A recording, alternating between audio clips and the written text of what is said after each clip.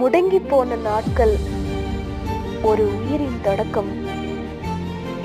கேலண்டரில் ஒரு நாள் குறைவானது, ஆனால் என் மனதில் ஒரு புது நம்பிக்கை பிறந்தது. மாதவிடாய் வரல, இந்த சொல் என்னை அச்சுறுத்திய வார்த்தைகள் சில வருடங்களுக்கு முன்.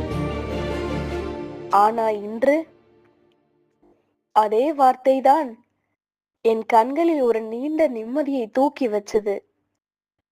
எப்பவோ முதல் தடவைக்கு பின்னால் காத்திருந்த ஒரு வாய்ப்பு. நானா நானா அம்மா ஆக போகிறேனா?